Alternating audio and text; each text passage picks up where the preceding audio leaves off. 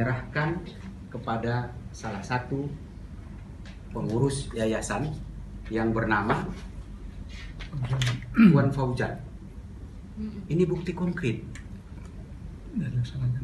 Dan ini sudah dilaksanakan. Sudah terjadi peralihan. Lalu terhadap objek yang menjadi sengketa hari ini juga sempat diserahkan. Sempat diserahkan kepada Tuan Risdam, Dr. Abdurrahman Risdam.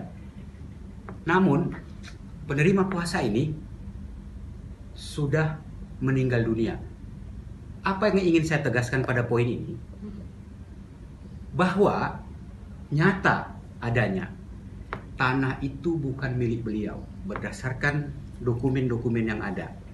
Kalau memang itu milik beliau, kenapa beberapa aset sudah dikembalikan? Dan ini juga sempat terjadi proses pengembalian, tapi terkendala karena penerima kuasa meninggal dunia. Seperti apa yang disampaikan oleh klien saya, setelah akta ini batal demi hukum, selanjutnya beliau datang kembali tahun 2015 untuk meminta akta yang sama dibuatkan. Lalu beliau menolak. Disitulah awal mulanya polemik ini terjadi. Alasan ditolak? Ya, beliau tidak mau, otomatis beliau selanjutnya seperti sekarang mengklaim bahwa itu milik beliau. Bang, sorry, saya mau menegaskan lagi, ini ada berapa tanah sih sebenarnya Bang, dan dalam satu tanah itu yang dipersoalkan yang mana gitu Bang? Dan tanah Pak Anok tuh yang mana gitu Bang? Tanah yang diklaim kan ada milik pribadi, milik siapa-siapa di sini, tadi saya menangkapnya gitu ya Bang? Jadi begini, bukan. Yayasan ini memiliki aset yang dibuatkan ke nama masing-masing pengurusnya. Tidak ada yang bernama yayasan, begitu ya? Tidak ada yang dibuatkan ke nama yayasan.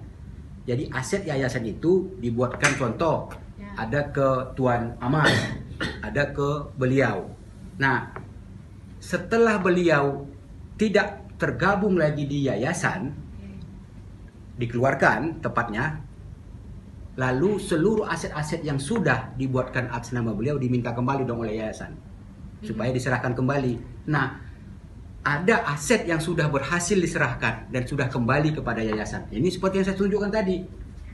Ini lokasi tanahnya ada di Bintaro.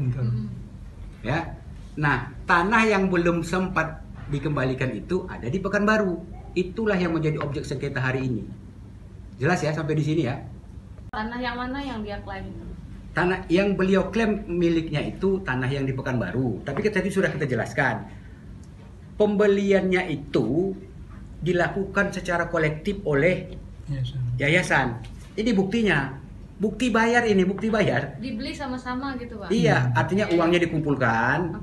Lalu yang menyerahkan uang itu adalah Tuan Firdaus. Ini bukti bayarnya ini. Nah, karena beliau bukan lagi menjadi pengurus atau pimpinan yayasan, beliau harus diminta kembali menyerahkan aset tersebut. Dia nyumbang uang nggak beli tanah waktu itu Pak? Ada menyumbang? Setahu saya nggak ada. Tidak ada. Pak, mau nanya, ini kemarin